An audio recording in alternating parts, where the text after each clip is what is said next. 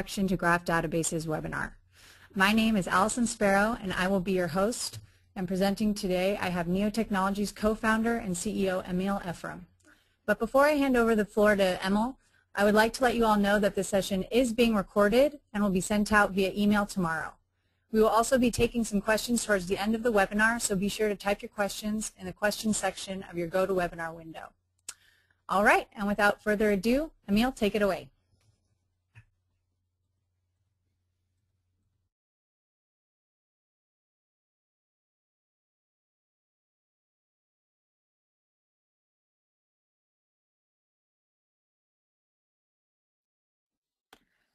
All right, and I'm even unmuted.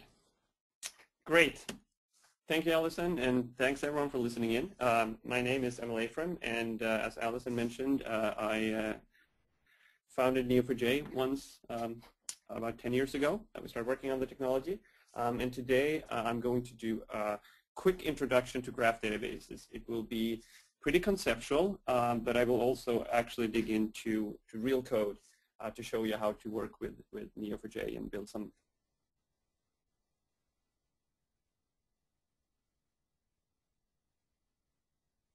as possible. That's obviously easier when you do a conference presentation, but this webinar software actually has a polling feature. Actually, Allison, can you start by running the first poll?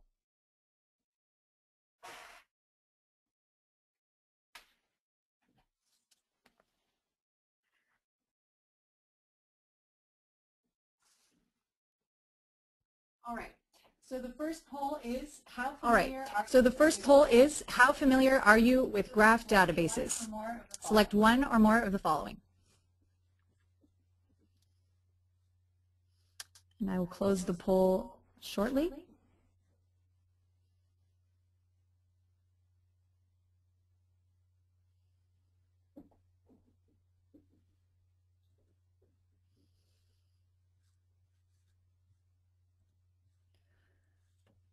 All right, and the results are in.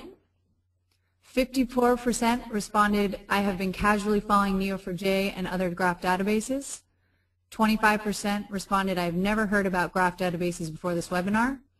17% responded, I have played around with Neo4j for evaluation purposes.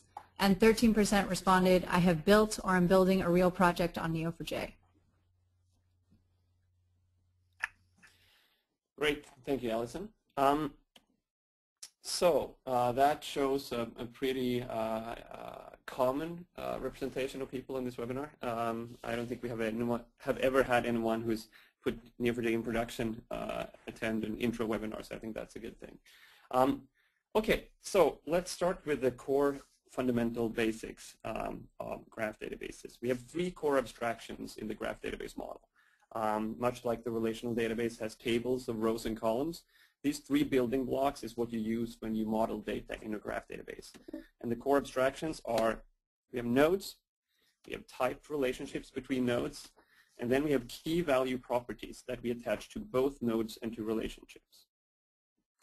So let's say that we wanted to model a small domain using a graph database. For example, let's say the social network that is present in the Matrix movie. The first thing that you do in a graph database is that you identify the entities in your domain. And in this example, the entities are people. One of the persons in the Matrix movies is called Thomas Anderson, and we have those entities be represented by nodes. In this particular case, the node is node ID number 1. We have two attributes on the node, one called name and one called age. All nodes have only one mandatory attribute, it's called ID, and everything else is optional. So the first thing is that we identify the entities and we represent them using nodes. Other nodes in this situation is this guy called Morpheus, node number 7 here, and the node number 2, which is the name Trinity. So after that, we have the entities available in the domain. The second thing we do is that we identify how they relate to one another. And for that, we represent that using relationships. So in this case, we say that node number 1 knows node number 7. So we create a relationship of the knows type between those two relationships. a very important thing is that the relationships are first-class citizens in the graph database model. That means that you can attach properties to the relationships as well. They are first-class citizens. They're real objects when you model and you use the API, as we'll see later. In this case, we said that node number 1, Thomas Anderson, has known Trinity for 3 days. We've expressed the fact that they know one another through a relationship, and then the length or the duration of that relationship we attach using a property. We keep building out the domain. We have this guy called Cypher, which ended up being the traitor in the Matrix movie, who knows Agent Smith. And Agent Smith was part of the bad guys, right? I'm not sure if all of you recall the mythology of the Matrix movies, but the bad guys were software programs who roamed the Matrix. And the most evil thing that I could come up with was that the bad guys were written in C++, right? We then expressed that node number 13 was coded by node number 42, this mythological creature called the architect. And here you can see we use another type of relationship. So Agent Smith was coded by the architect. You can add an arbitrary amount of relationship types to Neo4j, and it's completely dynamic, as we'll see later. So that's how we use the 3 core building blocks to model one domain. There are many other domains, of course, that you can use to model, that you can model using a graph database, and we'll look at a few examples later on. But if we then take this high-level picture and we drill down into code. But before we do that, actually, I want to run the next poll. Allison, can you run the next poll?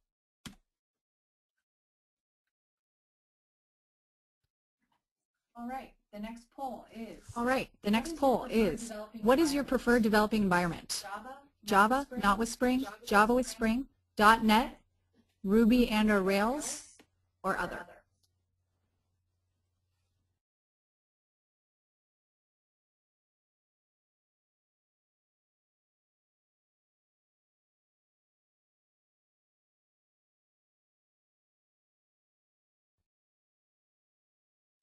Going to close in about 2 seconds.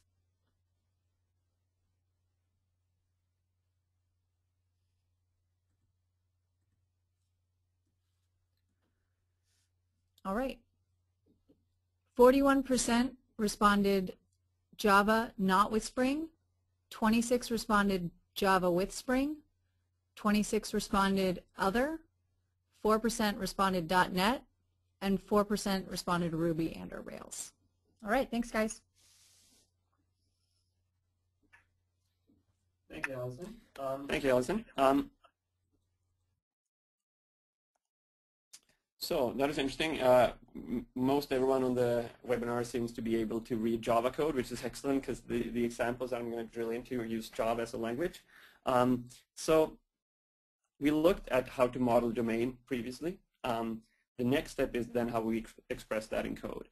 And actually, the representation part of the Graph Database API is pretty trivial. Most people find it very easy and intuitive to use. You get a Graph Database service here, somehow through a dependency injection framework or whatnot.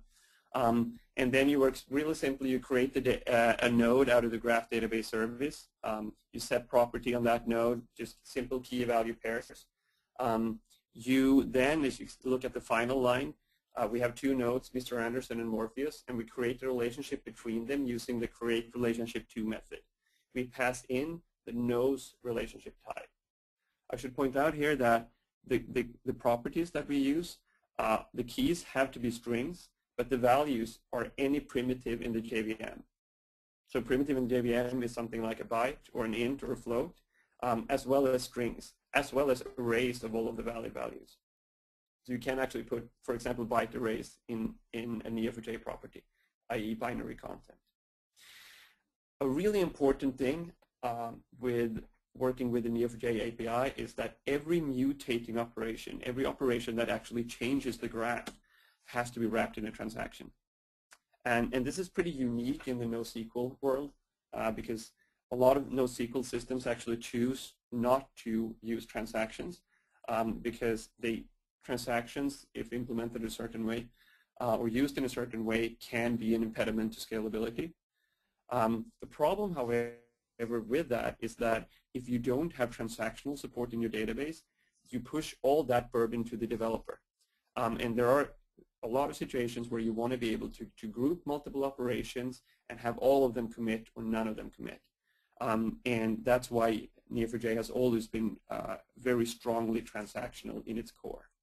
As we will see later, or at least I'll mention it later, in the high availability setup that you can use in Neo4j, where you scale out to multiple machines, you can choose to relax that strong consistency and use an eventually consistent model. But the fundamental foundation that Neo4j builds on is completely transactional, which is, I think, a really important thing for ease of use in writing applications. So you wrap all the changing operations in a transaction. But one of the things that I want to highlight here is that in the last line here, when we created a relationship between Mr. Anderson and Morpheus, we passed in a relationship type. And that relationship type is called nose in this example. The question is, where did that one come from? Well, obviously the database doesn't ship with a number of relationship types defined. That would be similar to MySQL or Oracle shipping with predefined tables. But rather, the API allows you to extend and define your own relationship types.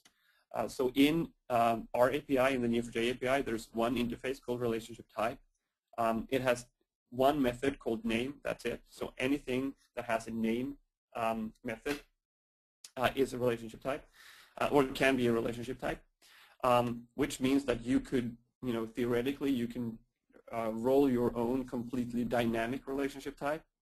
Very, very simply, you'll just implement a small class, as we see here, which passes in, which gets a name passed into the constructor and return that using the name method. This is a relationship type, and this is actually there's a standard implementation of this in the API called dynamic relationship type. But I'm just using this as an example of how easy it is to define your own. And a completely dynamic relationship type like this is incredibly powerful if you don't know ahead of time what types of relationships you have in your domain. So for example, you can imagine writing an application where you mine the web, and you might figure out, you might discover new ways that people or objects relate to one another. And that's when you can use a dynamic relationship type. There's no need to create anything up front, and no need to shut down the database, no need to do any alter tables, anything like that. You just, as soon as you have a name, you just pass that into to Neo4j, and it will automatically create the relationship type for you. However, in most applications, you actually do know ahead of time that how things are connected, and in that case, you use a static relationship type. And relationship type has been designed to interoperate well with the enum feature in Java. So basically, as you can see here below in the bottom line of the screen, you have a static relationship type, which is an enum that implements relationship type. And in there, you just list a number of enums, which are the relationship types that are available to you. The advantage of this, of course, is that you get static type checking, which, even though it gets a bad rep these days, is sometimes very useful if you want your compiler to check things for you ahead of time, rather than figuring them out at runtime. Okay, so one of the most important things that I want to talk about very, very quickly about graph databases is the notion that we call whiteboard friendliness. And whiteboard friendliness is the observation that we did when we started building systems with Neo4j. One of the first things that I do when I engage in a new software project is I get domain experts into the room. These are people that know a lot about the actual domain that we're building, a lot about retail, or a lot about pensions or insurance or whatever it may be. But they typically don't know anything about databases. And we brainstorm. We have a room full of whiteboards, and we talk about the domain. And the observation we did was that very seldomly will these domain experts end up drawing tables. As computer geeks, we've been trained to take domains and decompose them into a tabular format, right, using first normal form and third normal form and ER modeling and whatnot. But really, the intuitive way most people think about most domains is that there's a bunch of objects or entities, and they're connected in various ways. And the observation we did was that when we looked at those initial brainstorming sessions, we took the snapshots, the digital photos that we took of those, and we compared them to the database that we had running in production 6 months later when we had built the system. there was a one-to-one mapping between the whiteboard, the conceptual model on the whiteboard, and the data in the graph.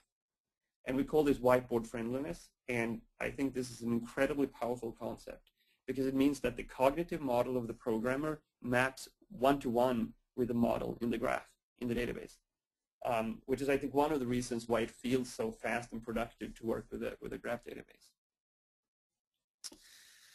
Okay, I'm going to move on, but before that, Allison, can you run the next poll?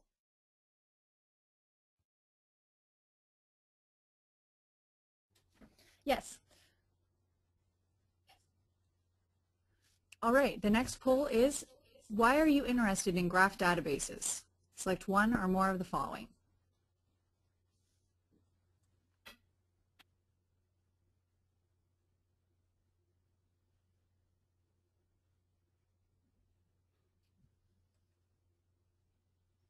Going to close it in a couple of seconds.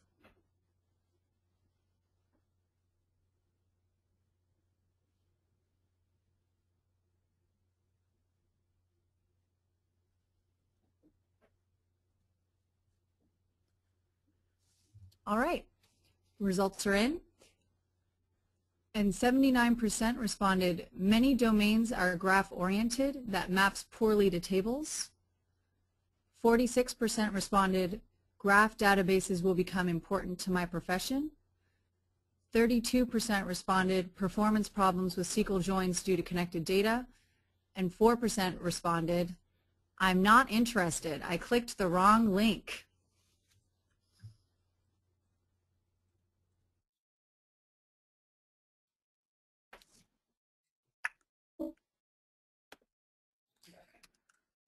All right, I'm sorry to hear that about those 4% that clicked the wrong link, but hopefully you learned something anyway.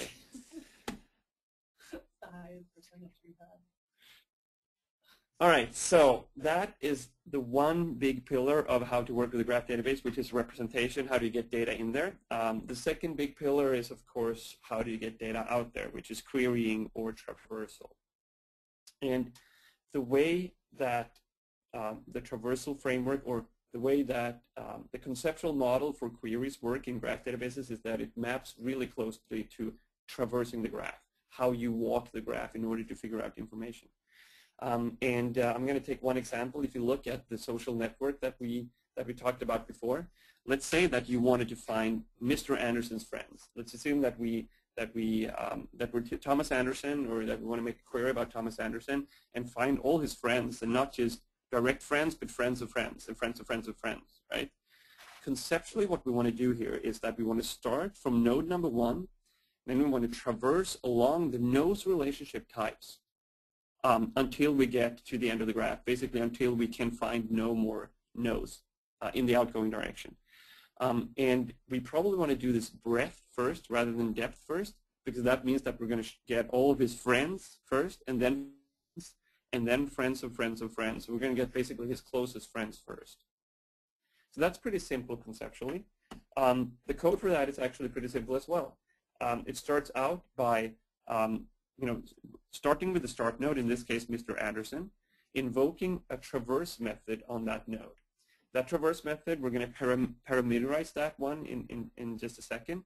But before that, it returns basically a traverser. And a traverser, in this case called friends traverser, is a Java iterable, which means that you can just take that traverser and you can, for each, or you can loop through it and get your data out there. In this case, you're going to get nodes out of there. The magic then is in how we parameterize this traverse method. So in this case, we said that we wanted to do a breadth first traversal, so that's one of the things that we pass in. We could also imagine passing in depth first, for example. But in this case, we want his closest friends before his not so close friends, so breadth first. We pass in the nodes relationship types in the outgoing direction, which describes that, out of all the relationships that may be available on the one node where I am standing right now, pick out the ones that match this filter, nodes in the outgoing direction. And then we have two interesting parameters that we pass in that are called evaluators. The first one is called a stop evaluator, and that's basically a termination condition. That means that this evaluator will be invoked every time before we keep doing a traversal. So it's going to instruct the traversal framework when to stop. In this case, we just want to keep traversing as long as we find more relationship that match the filter we have below, nodes in the outgoing direction. So that's the first evaluator. The second evaluator is called the returnable evaluator. And what this guy does is that out of all the nodes that we visit when we traverse, pick out the ones that should be included in the result set. Which ones should we return? In this case, we say all but start node, which basically means that, you know, in this case, we wanted Mr. Anderson's friends, not Mr. Anderson himself. So we passed in these parameters. We get a friends traverser back, and then at this point, nothing has happened. Basically, the only thing that's happened is that we are positioned on a specific node in the graph. That's it. But as we roll on and start treating this traverser as a normal iterator or normal iterable in Java, you can see the code down here. It says for every node, for every friend node in the friends traverser, you know, execute some code. As we start executing next on the friends traverser, which is what the for each loop will do, the traversal framework will look into these parameters that we specified in order to figure out how to walk the graph. Inside of the for loop, you can see that we print out some information about the nodes being returned. In this case, we grab a property called name, and we print that. We also print the current depth. We use that using the current position method on the friends traverser, which gives you some goodies as you traverse, such as the current depth, you know, how many nodes have we returned so far, how many nodes have we visited so far, what was the previous relationship that we traversed in order to get to the current node, etc. Okay, so let's look at this from an example point of view. So I'm going to walk you through the first two steps in excruciating detail, and then after that it's going to be pretty obvious how it works, I think. So the first thing that's going to happen here is that we're positioned on node number 1 when we execute Mr. Anderson.traverse, right? Nothing happens until someone invokes next on the friends traverser. At that point, the traversal framework will look at, okay, this node where I'm positioned right now, it's going to try to figure out, should I return this node? It does that by invoking the returnable evaluator, and it asks it, okay, where I am right now, is this node included? Should it be returned? In this case, the returnable evaluator is an all but start node, so it's going to say no because we're on the start node. Okay, interesting. Then it's going to ask the stop evaluator, are we done? The stop evaluator says no, just keep traversing until the end of graph. All right, cool. Then let's grab one random relationship that matches my filter below. And the filter, again, is no's relationship type in the outgoing direction. So it's going to grab one of the two relationships between 1 and 7 or 1 and 2. In this case, it's going to, let's assume that it takes the one between 1 and 7. That means it's going to traverse all the way to 7. It's going to invoke the returnable evaluator. In this, you know, here, the returnable evaluator will say yes, because we're no longer on the start node. It's going to be returned out, and that's going to be our first result. The next time we invoke next on the friends traverser, we're going to go back, actually, to node number 1, because remember that we did breadth first. And then we're going to grab the second relationship that matches our filter, nodes in the outgoing direction. We're going to traverse that in order to land on 2. After 2, we're going to go to 3 and then 13. And the printout from this with the previous for each loop looks very simple like this. So pretty straightforward, I believe. One of the interesting things, though, is that the graph is incredibly dynamic, right? So what if we altered our domain to say that, you know, it's not a proper social network if it just describes friends relationships. We want to add love to it, right? So let's say that we want to model that Trinity is in love with Thomas Anderson. So then we add a relationship from 2 to 1 called love. And then let's say that we wanted to do a very simple traversal, which is out of all my friends and friends of friends, who is in love? Not who's in love with me or anything like that, just who is in love. Conceptually, that's very similar to the previous traversal. We're going to start on node number 1. We're going to traverse along the nodes relationship types in the outgoing direction. But we're not going to use the same criteria for returning nodes. Previously, we returned all the nodes that weren't me, i.e. all my friends. Now we actually want to know we want to return only the nodes that are in love, which means they have an outgoing relationship of the loves type. Conceptually pretty simple. What does it look like in code? So we're going to start very similarly. We grab Mr. Anderson, we invoke the traverse method. We get a traverser back. In this case, we call it the love traverser. We pass in very similar parameters to start out with, breadth first, and end of graph, because we still want to cover the same subgraph as we did before. We pass in the nose relationship types in the outgoing direction. So everything so far looks the same. The difference, however, is again in the selection criteria. When we decide what nodes to return, previously we said everything but the start node. This time we want to say everyone that has an outgoing relationship of the loves type. And the code for that looks like this. As you can see here, these evaluators are actually, you can pass in your own anonymized inner class definitions of these evaluators. Well, they don't have to be anonymized. Obviously, you can declare them up front if you want to. But the most important thing here is setting aside sort of the Java syntax cruft in order to pass in basically closures. We really have only one line in here, right? It's the one that starts with position.current node has relationship of the loves type in the outgoing direction. This method will return true if there is a relationship that matches the criteria on the current node that we're visiting right now, which means that its returnable node will be returning true, which means that the traverser framework will know to include this in the result set. The for each loop is pretty similar to the previous one. It just iterates through the love traverser and then prints out the current depth and the name. So looking then at the example graph and the code here, we're going to start on node number 1. We're going to traverse along the nodes relationships. When we end up, for example, at 7, if you look at the returnable evaluator in the bottom left-hand corner, you can see that it's not going to return true, right? Because it's going to get, the current node here will be 7. It's going to check has relationship of the loves type in the outgoing direction, and there's no such thing, right? There's only nose relationships type in the outgoing direction.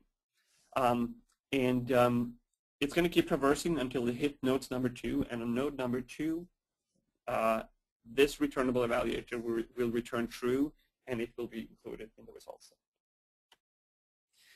So knowing my audience, at least a couple of you will now think, what about cycles? So the way that the traversal framework handles cycles is that it detects them. So even, however you configure the traverser, it's going to know that, hey, I've been to 7 before, so let's not go to 7 again, which means that it's never going to run in cycles, which is actually what you want most of the time. There are some situations when that's not what you want, and then there are other ways you can handle that using a new version of the traverser framework that where you can optionally detect cycles. Okay. Then I've now shown you sort of the core representation API. This is the equivalent of showing you the low-level details or low-level syntax of SQL, right? SQL. So for example, insert into or update and select and whatnot. But the question then is, how do you actually implement your domain model using all of this? So it turns out that what you want to use is something called the delegator pattern. And the way that works in Java is that, let's assume that we have a person interface, and that person interface declares one attribute, or which, using the Java Beans pattern uses basically a getter and a setter pattern. And so we have a person interface with a get name method and a set name method. And then we have this implementation of that interface. So one of the things that are different in Neo4j and graph databases versus with JPA and Hibernate is that this person implementation in Hibernate would typically include a private string name, right? But and then private int age and all the other attributes of this person. But the only attribute that you actually hold in your domain layer is a reference to the underlying node representing the domain that you're currently working with, the domain object that you're currently working with. So that one gets passed into the constructor by the outerlying frame.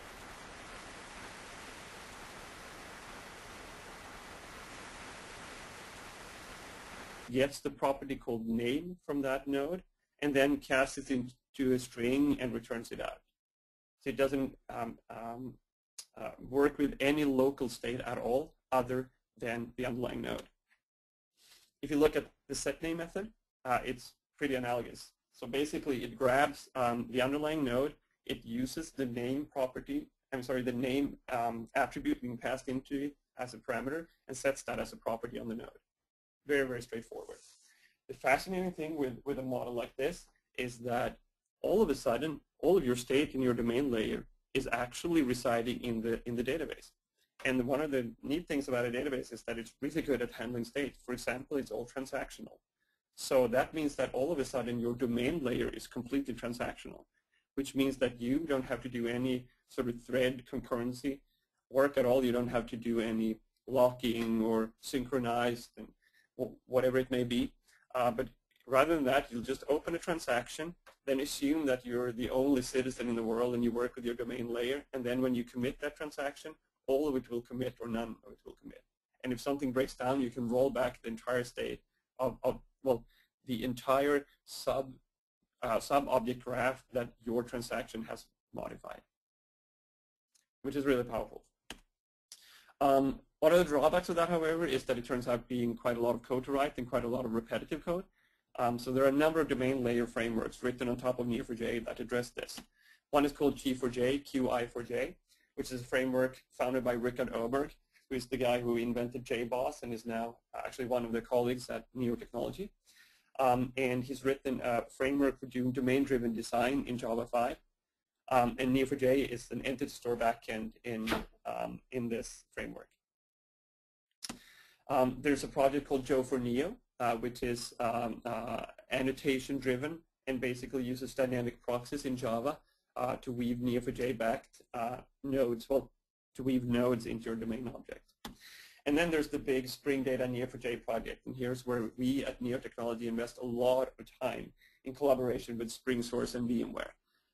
And I'll actually move on to show an example on that. Spring Data Neo4j, someone described it as JP8 without the suck. But basically, it's JPA for graph databases. And if you recall, the simple person we used before, it looked like this. Like, you could imagine writing it like this if you didn't have any persistence in there. Class person with a private string name, and that's it, right? And if you have that, in order to convert that into a Neo4j-backed domain object, you do all of this. You declare it as an @node entity, which is, of course, inspired by @entity in JPA, and you're done. After that, Spring Data Neo4j will automatically weave an underlying node into this person. So when you actually return a name here, the private string name, it's actually going to intercept that and go down and grab it out of the underlying node in the graph database. Very, very powerful. You can also do very simple things like indexing. One of the things that some of you may have thought about in the previous examples of traversals is that we actually assume that we had a starting node. And the question then is, in the example before, Mr. Anderson, how did we get to Mr. Anderson to start with? And the answer to that, of course, is indexing. There's a built-in facility for getting from, for example, the string, THOMAS, Thomas, right? From that string to an actual specific node, an indexing framework. And Spring Data Neo4j integrates really seamlessly.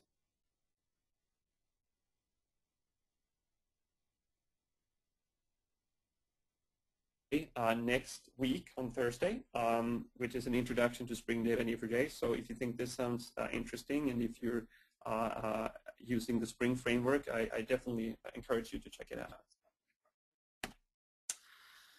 Okay, so we've now looked at some of the basics on how to work, on a code level, as well as we've looked at the sort of abstract model for graph databases.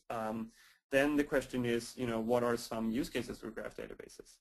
Well, one of the things that we've talked about so far is, social data. The example that I used in the Matrix movie was basically a social network. And we have quite a lot of people in the social networking space.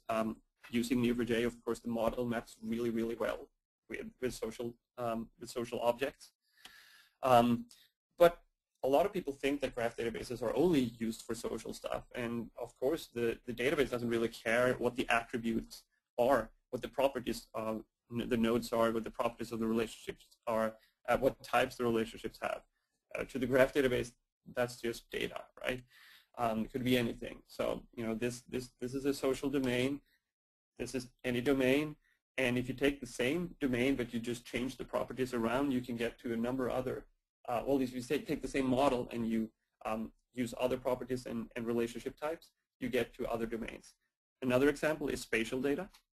In this case, the nodes represent either cities or points of interest in a geographical domain, and the relationships describes roads or paths between them. And you can, of course, imagine if you see, for example, the road between 1 and 2, we've annotated the road with a property describing the length. It's 3 miles between between place, the Omni Hotel in node number 1, and whatever node number 2 is. In this case, it's really simple to do path traversals, like, assuming that I am, at the Omni Hotel, how can I most easily get to the tavern, right? You can do a shortest path, and you can do all those kinds of graph algorithmic ways of discovering paths through the geography. But we also have true spatial support, where you can say, assuming that I am in latitude and longitude, X and Y, give me all the points of interest between, within 20 miles radius from where I am right now.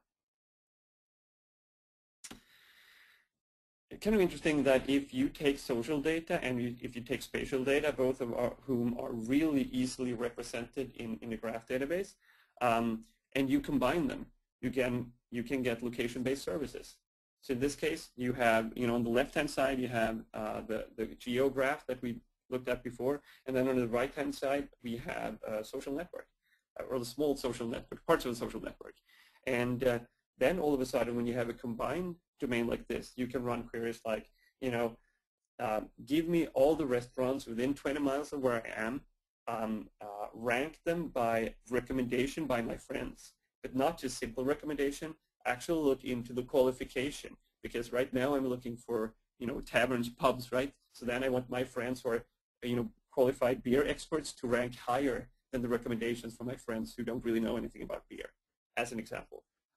That kind of query is incredibly complex to express if you have something like a relational database or a key value store. It becomes very, very intuitive and simple and powerful to express in a graph database. Another example is financial data. If you, imagine that you have electronic transactions expressed in the form of, person A withdrew cash from, ATM B, something like that, right? And then, person A bought a pizza at, the restaurant C. You have a bunch of transactions like this. And then you want to find out, how did actually, we have a suspect called, the mob, right? A suspect. We want to try to figure out how did cash get, from an ATM over to our suspect. The way you would do that is actually by building up a big graph, using those electronic transactions to build up a large graph representation for those. So we have an ATM, node number 13. Node number 3, Emil, withdrew cash from that, transferred cash to node number 7, which is a restaurant, which actually ends up being owned by Mr. Godfather in this example, right? Who's our suspect. And in order to figure out how cash got from 13 to 1, you just run the shortest path algorithm. So this kind of fraud detection is very simply and easily and powerfully represented in the graph database. Okay, those are some example domains. A couple more notes on the actual system characteristics of Neo4j. It's disk-based. This ends up being very important. A lot of people think that Neo4j is just an in-memory implementation, and nothing could be further from the truth. We've spent a lot of time making sure that when you commit a transaction, it actually ends up on disk. And we've written our own graph storage engine, which has a specialized format to allow for fast traversals.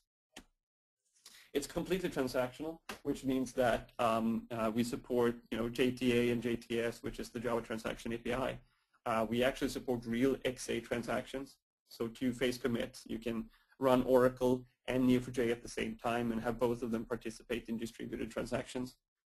We do real things like deadlock detection. If you work with the embedded API and you are trying to do something that will result in a deadlock in the JVM, we detect that and throw an exception rather than that. And we have sophisticated support like multi-version concurrency control, which is a way of handling multiple read operations at the same time as you write things to the graph. And the read operations will see the old version until you've committed the version being written, which allows for enhanced parallelism in the database. We scale up billions of nodes, in fact hundreds of billions of nodes and relationships and properties on a single JVM. So pretty vast amounts of data can be put in a single instance. And it's been running for quite some time. We actually put it in production, 24/7 production in 2003, summer of 2003, for the first time. So a final note on performance. We've talked a lot about how to model data. The question then is, once you put data in this graph model, how quickly can you get it out there? So that question was actually posed to us by one of the biggest social networks in the world, who approached us a while back, and they said basically, we've looked around at SQL and NoSQL, and by far the model that best maps to what we want to do is the graph database model. But we're big social network X, so really the only thing that we care about is performance. And they ended up giving us a little scenario, which they wanted to see how we ran versus MySQL on that scenario. And the scenario that they gave us was assume that you have 1,000 people, every person has 50 friends on average. Grab 2 people at random and check if there is a path between those 2 people. Limit to depth 4, because otherwise there's going to be a path between any random person in the world and another person.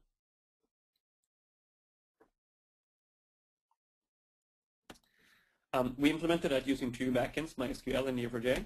And in order to eliminate disk I/O, we didn't want to get the overhead of disk I/O in there. We warmed up the caches in both MySQL and Neo4j. So here is a description of that domain. Let's assume that, so what we did is that we ran an operation that grabbed 2 people at random, for example, Mike and Kevin, and check if they're connected. In this case, Mike is connected to Emil, Emil is connected to Marcus, Marcus is connected to John, and finally John is connected to Kevin. That's 4 hops away, so that would return true. Don't even return the path, just return if it is connected. We ran that multiple times, and in the relational database in MySQL, we ended up at 2,000 milliseconds with this small social network. I'm sure you guys can imagine the relational model for this. You would have 2 tables. One table would be a person table, which had 1 Mike, ID 1, name Mike, ID 2, name Emil, etc. And the other table would be the join table, which described the friends relationships, which had 1, 2, 2, 3, 3, 9, etc. That's a 32-way join, by the way, in SQL, and it's what I used to call the sweet spot of suck for SQL, which is arbitrary path length. We don't know ahead of time if Mike and Kevin will be connected at depth 4, or at depth 3, or at depth 2, or at depth 1, or not at all. And that's called an arbitrary path length query, which is a really, really horrendous thing to express in SQL. And as you can see, the joins make it really, really difficult and expensive from a performance perspective as well. In Neo4j, however, with 1,000 people, it's a 2 millisecond operation. So same amount of data as in MySQL, and 1,000 times faster. But we actually didn't stop there. So we added 1 million people, and this ran on my old laptops, an old Linux laptop, about I guess a year and a half ago. And still 50 average friends per person, so that's 25 million relationships in total. Grab these 2 people, check if they're connected, and the average response time was still 2 milliseconds. So even though we've increased the amount of data by a factor of 1,000, we still have the same performance. We tried to run this in MySQL, but it took several hours, if not days and weeks, before it returned. Okay, then quickly before we wrap up, some pros and cons compared to a relational database. Well, clear pro here is that we don't have any OR impedance mismatch, right? So there's no object relational mismatch. There's some OG, if you will, impedance mismatch. Object graph databases are not object databases, but it's substantially lower than that of an OR impedance mismatch.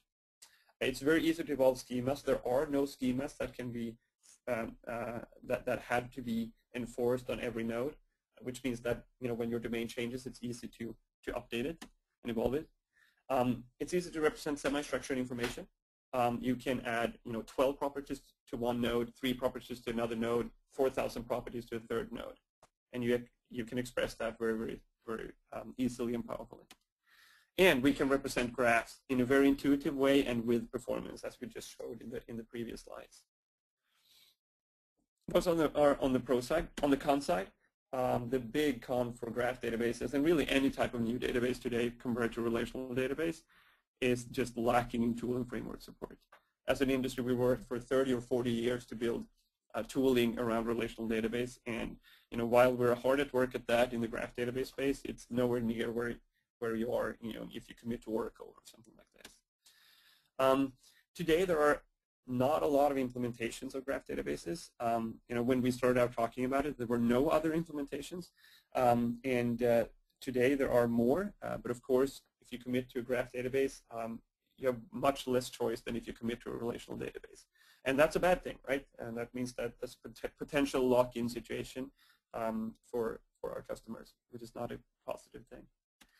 And then finally, there's no support for ad hoc queries. Remember that in the traversal framework that I showed, all my examples used actual programmatic querying, which means we wrote Java code to do queries, right? And in SQL, you've always been able to have completely interactive declarative syntax. But this last one is actually not true anymore because we are now hard at work at a number of query language approaches for graph databases. And I think the most prominent one, and one that we spend a lot of time thinking about, is called Cypher. And it was released in Neo4j 1.4. We're now up to 1.5, so it's getting some maturity. And it's basically a pattern matching graph query language. And imagine that you want to do something similar to what we did before, which is basically giving a user give me all his friends of friends, right? The way you would express that in Cypher is that you have 3 main clauses. You actually have 4, but in this example, we have 3 main clauses. We have a start clause saying, where should I start my pattern matching? And then you have a match clause, which uses an ASCII art syntax to describe, so it's very descriptive syntax to describe the subgraph that you want to look for. And then you have a return statement saying, what is the target return node. In this case, we have, as you can see here, user, which is a node. If you have a parenthesis here, that means a node is connected using a friend of relationship to another node. You can see the empty parenthesis. That's a node, but without a variable assigned to it. And that node is connected to another node that we called friend of friend, and then return friend of friend. So this means that it's going to start at whatever node has a name John, find all of its friends, first friends, and then find all of their friends of friends. Sorry, all of their friends to return the friends of friends of the first user. That's it. Very simple syntax once you get used to it. You can even do filtering. So I said there were 4 main clauses. They have start, and we have match, and then we have a where clause where we can add a filter. So just return to me all the friends that are aged 18 or, well, actually, older than 18 in this example. And return not specifically the node, but actually just the name of the node. So that's one query language. Another query language is called Gremlin, which is a Groovy-based DSL for graphs. And in fact, I think they're branching out now in the Gremlin world to add other DSLs other than Groovy. But it's a very powerful way of expressing the kind of traversals and queries that we looked at previously. As you can see in this example, we have a start node, and then we traverse using, well, we express the way that we want to walk the graph from the start node using a friend of, and look at the nodes that I am a friend of. The start node is a friend node. Filter out the ones that have an age that is greater than 18, and then return the name of those. So there are two ways you can query the graph. I've made a lot of examples here in Java. I just want to point out that we have language bindings to pretty much any language under the sun out there. You know, Python, Jython, Ruby, both the C Ruby and J Ruby. There are several bindings for Clojure, Scala, Erlang, PHP, etc. And if you Google Neo4j and language bindings, you're going to find a lot of information about that. Before we wrap up, I want to ask Allison to run the next poll, please. Can do. All right, the last poll is, after seeing this webinar, what attributes of Neo4j do you find important? And you can answer one or more of the following.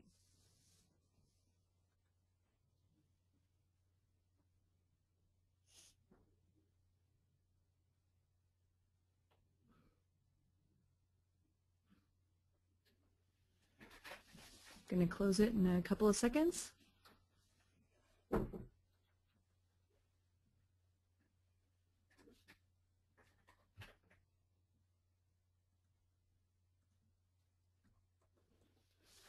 All right, and the results are in.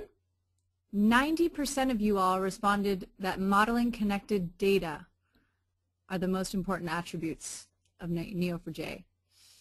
76% responded fast performance, 62% responded support for transactions, 31% responded robustness, and 28% responded high availability.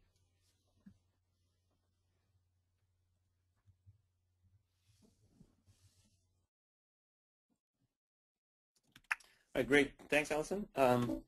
And by that, I want to start wrapping up by mentioning that this was an intro webinar. You know, we haven't even mentioned half of it. It's probably mentioned 10% of what's available in Neo4j, just really the very basics. Some of the things that we haven't talked about is the clustering mode, Neo4j HA, which uses master-slave replication so that you can run multiple instances, multiple database JVMs at the same time on multiple machines, have them be connected up in one cluster. All the data that you write to either one of them will be replicated across many, so that if one machine goes down, you still have copies available at runtime at other machines. You know, we have a server mode. I've only showed you the embedded Java mode right now, but we have a server mode with a RESTful API, so you can use that from using curl or using any other language where you can basically do HTTP requests. We talked a little bit about Neo4j Spatial. There's a bunch more information we can talk about that. Give me all the nodes within 20 kilometers or 30 miles or whatnot. We also have a very nice web administration tool where you can just fire up and introspect the graph using a graph visualization mode, as well as run interactive Gremlin and Cypher queries. And there's a bunch more things that are available that we will run webinars about in the future. So without further ado, I want to wrap up by concluding that graphs are great and Neo4j is awesome. Neo4j is available in 3 editions, neo4j.org. You can hit the download button. There's Neo4j Community. Everything that I mentioned today is available in Neo4j Community. When it comes to commercial editions, we have 2. One is called Neo4j Advanced and Neo4j Enterprise. Advanced adds monitoring and management, whereas Enterprise adds high availability clustering, the Neo4j HA mode that I talked about before. I urge you to check out Spring Data Neo4j. You can go to spring.neo4j.org and you'll find some information about that. And there's also another webinar about that in about 1 week's time, next Thursday. And before I let you go finally, and I think we have a few moments for questions, Allison, can you please run the final poll?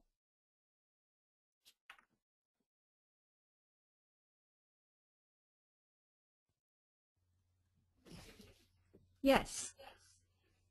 All right, so the last poll is, when are you next going to use Neo4j in a project?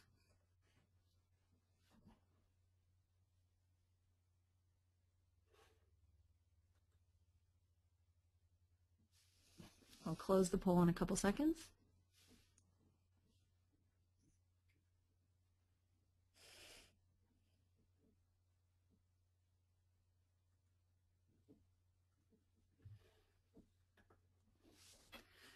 All right.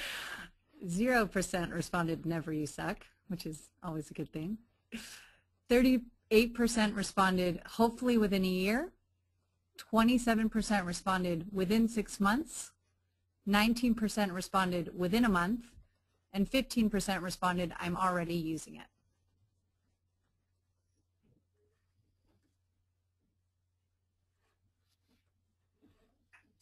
All right, great. Thanks, Allison, thanks, Allison, and thanks everyone for attending. I think we have about time for 1 or 2 questions. So, Allison, if you want to run them my way. All right. The first question is, can the whole graph reside in memory? Okay, so the question was, can the whole graph reside in memory? The answer to that is yes. If you assign enough RAM to the machine, well, if you have enough RAM in the machine, if you assign enough heap to the JVM, Neo4j will make sure to keep it all in memory. And it's going to do that ad hoc and dynamically, so you don't have to do anything. Just make sure that you have assigned enough heap to the JVM, and then eventually the entire data set will be hot. Which will, of course, give you way better performance in your queries. Great question. Okay. The next question is, what about distribution support?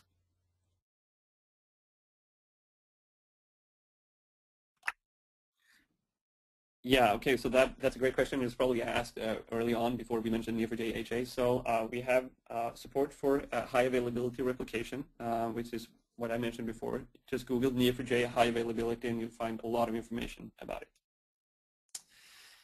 I think that was all the time we had for questions. I want to thank you all for attending and encourage you to download and check out Neo4j today. Thanks, everyone. Bye-bye.